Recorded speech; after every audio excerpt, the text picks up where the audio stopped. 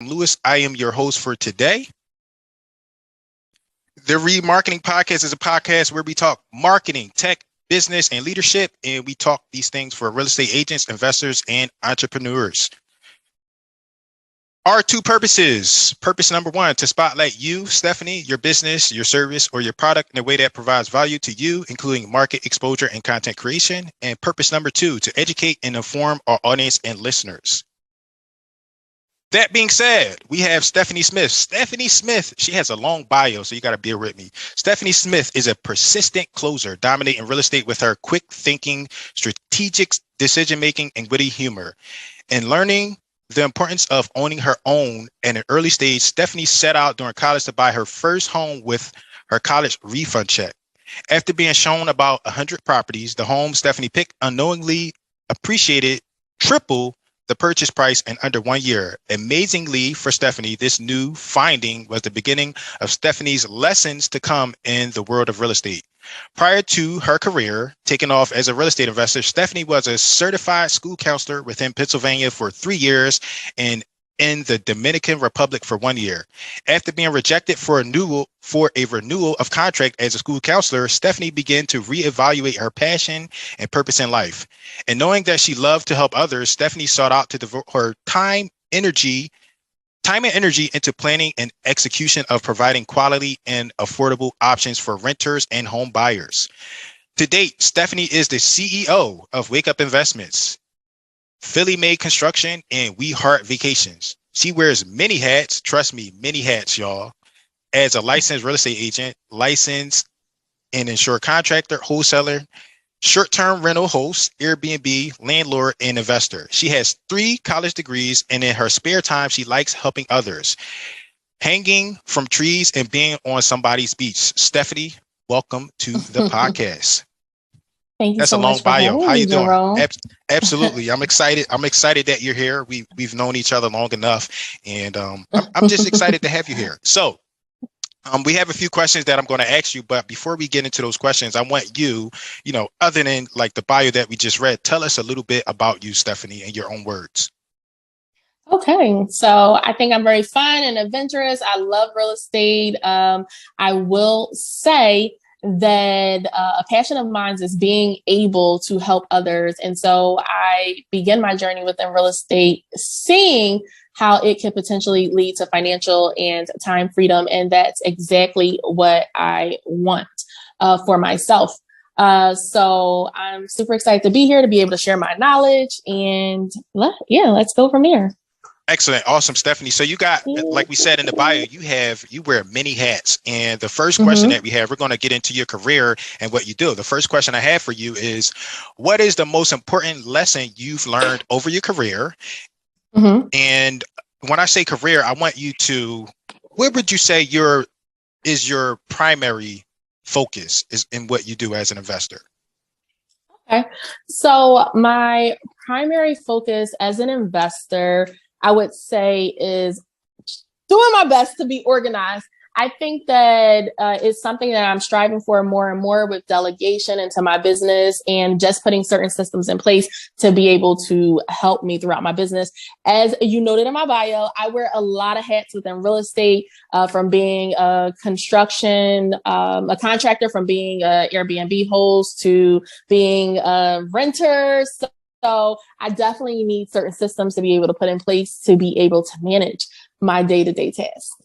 So we kind of, so if somebody said, Jerome, what do you do? I would probably say primarily, like, I also invest in real estate. I got a wholesale business. I got, tech business. I would say I work with, I run like a marketing agency. We do marketing, right? Although I'm an investor. So for you, I pose the same question. What is it that you do? What can we call you? Of those many things, what's the primary thing? A contractor. And so what's a contractor? Like, is it in like construction contractor? Like, and I know we do many things, but I'm trying to, hone in on your specialty here. So. Okay. So I am a construction contractor, and what that looks like for me is simply project managing in a sense. So as a contractor, I do a lot of management for my properties as well as others. I take on more so small jobs. I have a couple full gut renovations I'm doing for a few clients now, but for the most part, when I have clients, I'm taking on smaller jobs. In my projects, I'm taking on full gut renovations. So it is more so for me managing, making sure that my subcontractors are in place, or the people that I have directly working with me. I have about 2.5 teams. I'm gonna say a half because sometimes they in, sometimes they out. But I have about 2.5 teams that I'm running between Delaware and Philadelphia currently. And with that being said, it is a lot of management, making sure that everyone's on site, doing what they need to do, making sure that they have the materials that they need on site, and ordering before that particular phase comes up. So I teach my students about I have 6 phases to construction. And so with that, I need to be able to make sure that the projects are running smoothly. All right. So I have like a list of questions for you, but something that you said, I want to deviate. You said students. Can you tell us, what do you mean students? How does somebody become a student? What do you teach? What is that like? Okay.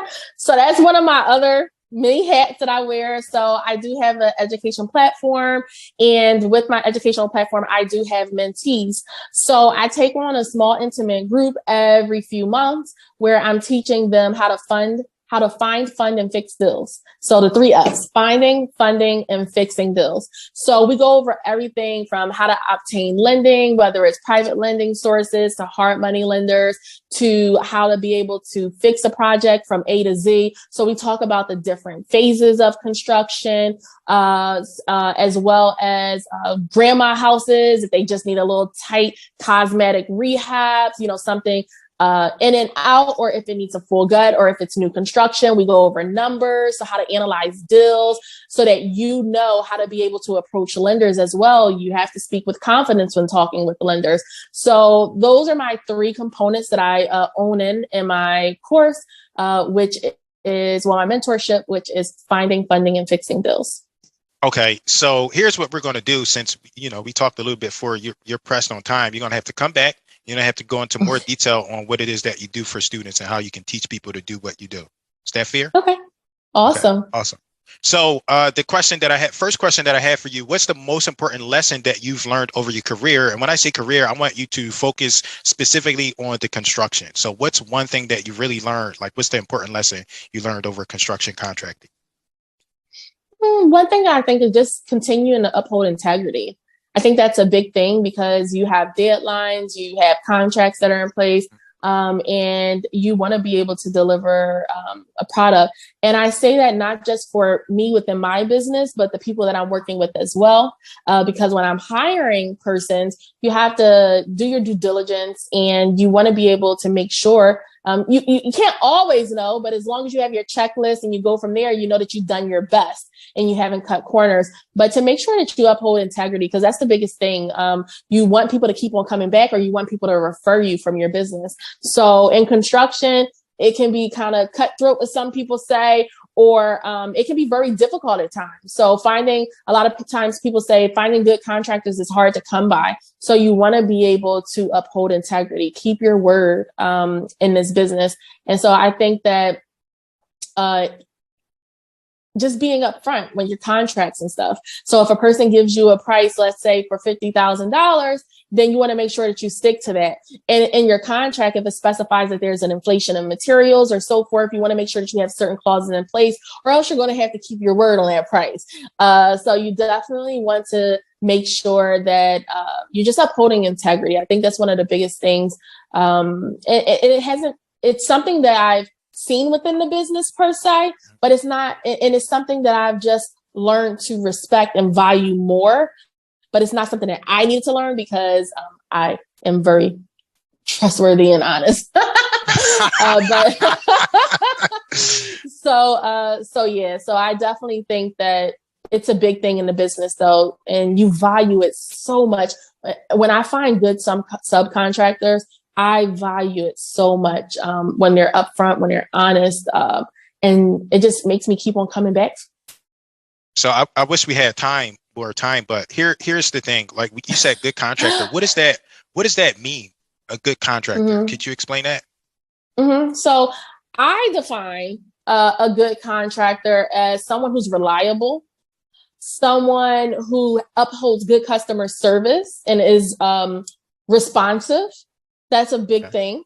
Right now, I'm chasing somebody down for a permit that I shouldn't have to. So I don't really like that part of it. What's a permit? So we got to break things down. We got to get, as simple as possible. So when we're talking about construction, you want to keep in mind that you need to be able to file for documentation that allows you to do things at properties. So allows you to do certain work. So we have to obtain a permit, which is a document that allows you to do the work. So I need a plumbing permit currently, and I need all my mechanical permits, which are plumbing, HVAC, and electric. HVAC stands for heating, air conditioning, ventilation. Heating, air conditioning, ventilation, and what am I? I'm missing one. Ventilation, okay, air conditioning. HVAC. Yeah, air conditioning. Sorry, HVAC. Yes, there you go. Thank you. I'm like, am I missing a C? But no, yes. So there you go. So I need permits from HVAC, from electric, and from plumbing. And I am missing my plumbing currently. And so, yes, I can't do an inspection. So that holds me up. So you want to be able to also put things in place with contracts where if they're holding you up and they say they're going to deliver by this time, then you can potentially give an incentive if they, you take something away if they're holding you up, a penalty. But if they do finish early, then you want to be able to give an incentive. So it goes both ways. So in this situation, this person is holding me up. So we'll have a discussion. We'll go from there. But yeah, that's what a permit is. So I'm a good contractor, someone that's reliable, somebody that's responsive, somebody has good customer service, upholds integrity, and gets the job done efficiently. Okay. So next question that I have for you is it's not one of the list. It's not one on the list, but okay.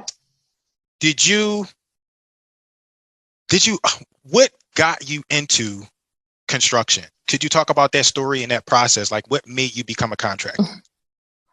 I'm a control freak. You want me to elaborate on that? Yes. What does that mean? Because contracting is one of the most difficult parts of the business. That's why I'm like, look, I'm fine just wholesaling until I figure something out. I don't want to manage these other people. People are the most difficult to manage. Everything else is fine, but people is something else. And then the stories you hear about these contractors, oh man. So yeah, please talk about that. Like, why did you decide to become a contractor? Okay, so I decided to become a contractor because I was doing a project. It was actually my first hard money deal. And it was a 3,000 square foot house. And for anyone who is in real estate, I was new to this, and the person quoted me about $50,000 to $60,000 for construction. We already know off the back, $50,000 to $60,000 do like practically a full gut renovation. Is definitely not a price. We're definitely looking at 6 figures and not 5. So with that being said, I noticed that he wasn't delivering. I needed him to deliver by the floor because I was trying to get tenants in there and rent by the floor.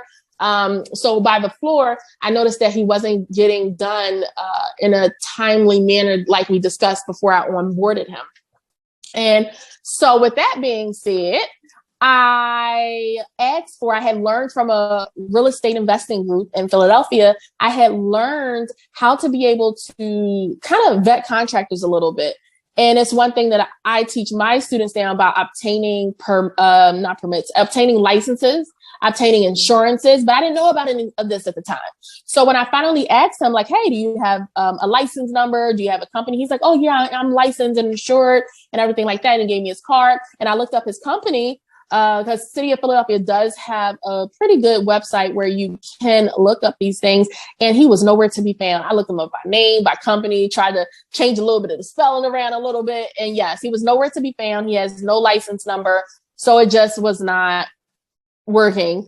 So I did wind up firing him. He showed me an activities license. And for those of you who are in Philadelphia, even though I know your audience reaches farther, but in Philadelphia, activity license, you need that to do business, but you don't need that. You need it to be a contractor as well, but you also need your contractor's license. So he only had an activity license. He didn't have a contractor's license. That's when I knew that I needed to take control of my projects. And I didn't like that I was giving him money. We had schedules, but he just wasn't working in the manner that I liked. So I took over my projects from there, and I haven't looked back since. Boss babes, right? Boss babe. Thanks. Yep. So next, I'm going to cut some of the questions short because I know you got to go. Next question I have for you is, what's the biggest challenge you're facing in your business currently? Mm-hmm. And what are you doing to tackle that challenge? Mm-hmm. So I talked a little bit about one of the biggest things in the beginning that you need to have within your business is systems, organization. And it's something that is an ongoing process for me. And so I've started implementing as of last year, I started implementing processes from using Trello, from using certain Google Docs, Google spreadsheets, and developing like that to keep track. But now it's more so I need to work a lot on delegation. I cannot be the bookkeeper, the administrative assistant, the contractor, the field inspector. I cannot be all of those things. I can't be everywhere at once. So the beginning of this year, it kind of took like a little of a hit because I lost my bookkeeper as well as my assistant. So now I am in the hiring process, but I am working towards having a better hiring process. So with that being said, I think the biggest challenge for me is delegating, because once again, I told you I'm a control freak a little bit. And so I may micromanage a little bit. And I need to accept and understand that everybody is not going to be like me. And I just am working towards delegating tasks. So hiring a few assistants and not giving everyone, multiple tasks and so forth, breaking them down by businesses and so forth. So one thing that I do love is when people work for me, I like them to tell me the things that were positive as well as the things that need to be improved in a business. And then I take those things to improve myself as a leader.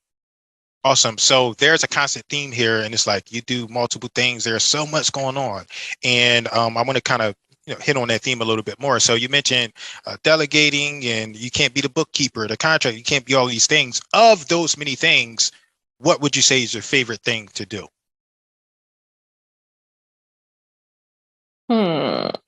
Though I told you I wear a hat as a contractor mostly, my favorite thing is being a landlord. My favorite thing is literally getting my money at the first of every month and providing, once again, like it says in my bio, affordable houses, but houses that people are like, wow, this is a rental. Like when people come into my house, they're like, you're renting this? Why are you doing this? Like one of my rentals, I had floating stairs. Like I did that because I had it in the budget to do it. So why not give someone something of luxury? And then you just have standards in place for your renters. A lot of people get scared, like, oh, renters are going to mess it up and so forth. And I don't live my life like that. I feel as though that's why you have things in contracts. That's why I asked for 2 months security instead of just 1 month, because these are luxe rentals in a sense. Some of them, most of them. So with that being said, you just have certain things in place, but I do like to provide affordable and nice living spaces for those that are in need. So that has been the biggest thing that I like, and also the biggest reward from taking people from shelters and so forth, or people with less bedroom vouchers, but I could be able to help them out because it was within my budget. So I definitely love that part of being a landlord. Okay, so you got a lot of successes. You do a lot of awesome and amazing things, but let's like, I go the adverse way, right? So what's your biggest failure and what did you learn from that experience? So my biggest failure is actually my largest success story to date. And I say that to say that what everyone perceives as a failure can turn out to actually be just a learning curve to be able to perfect your business going forward. So don't be afraid to fail, because those are some of your biggest lessons. So mine was that my second home that I got into hard money, I bought 2 homes in 2018. the one where I had to fire the contractor, and then I bought another one. That one I didn't finish until 3 years later. And just imagine paying $2,300 to $2,600 a month for 3 years to hard money. So that's already $80,000+ that you're spending, plus fees to continue with the loan.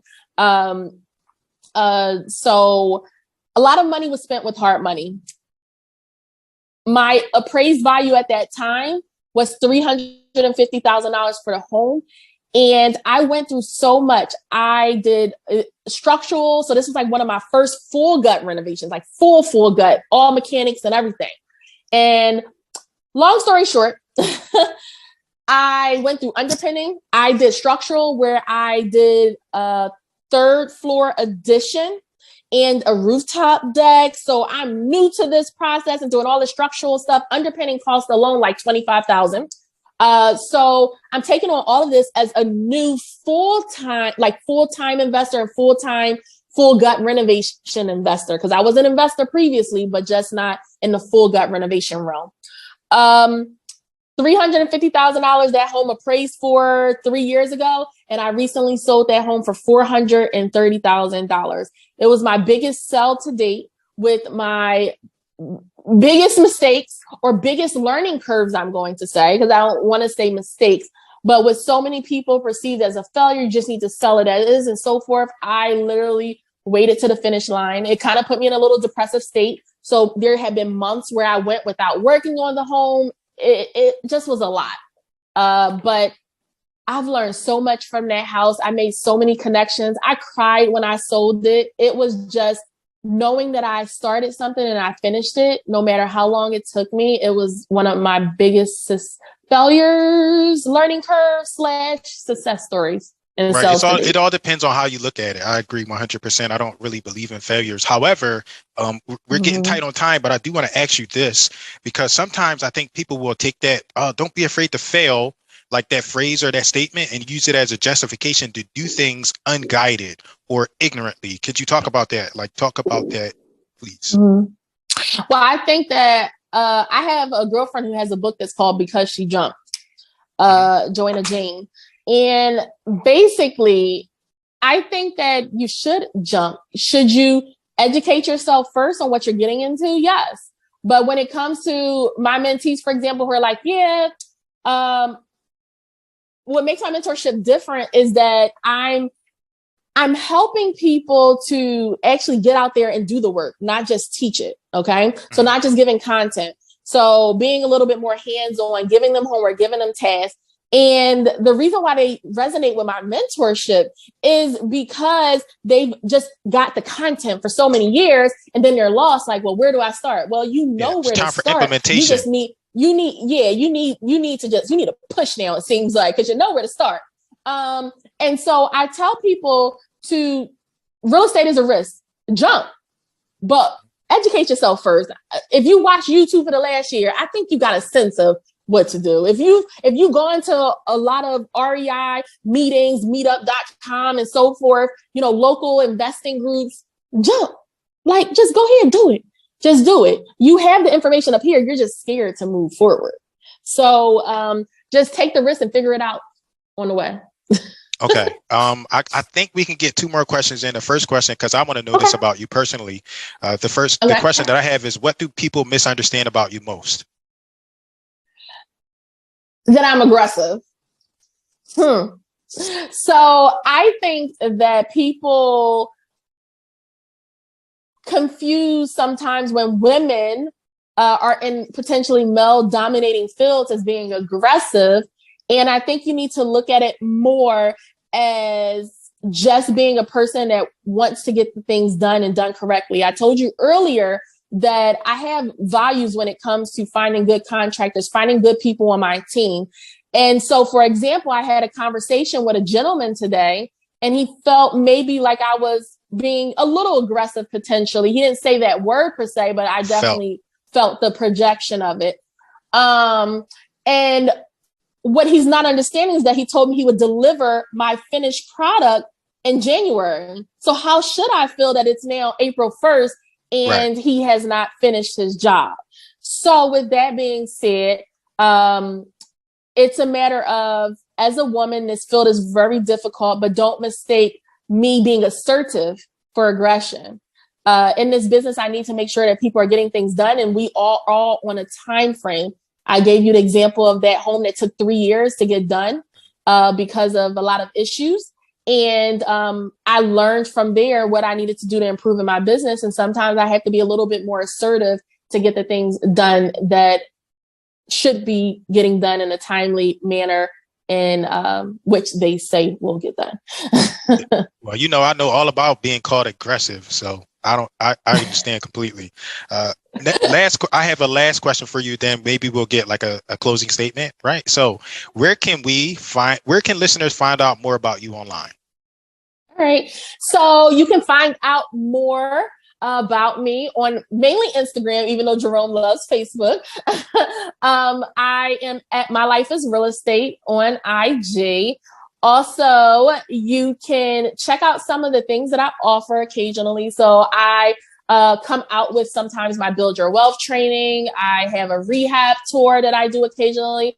And I'm working with Jerome on my first ebook that I will be putting out there. So stay tuned for that. All of these things will be either on Stephanie Smith, or if you go Stephanie Smith, which is my page now, used to be Stephanie Madeline on Facebook, or Instagram at My Life is Real Estate. So on Facebook, it's facebook.com/My Life is Real Estate. That's the easiest way to find me. So I'll do my part. I'll make sure I send this over to my editor, but we need links from you. You got a link for each one of those offers, and we'll make sure we put those in the show notes. Right. Yeah. Do you have a site on, I know we only got a minute left, but you need a site about just you. Like Stephanie, remember we talked about that? Stephanie Madeline or StephanieSmith.com or something. What are we going to do about that? We'll work on it. We'll work on it. All right. Okay. So, Stephanie, I appreciate you so much. Do you have any final closing statements before we go?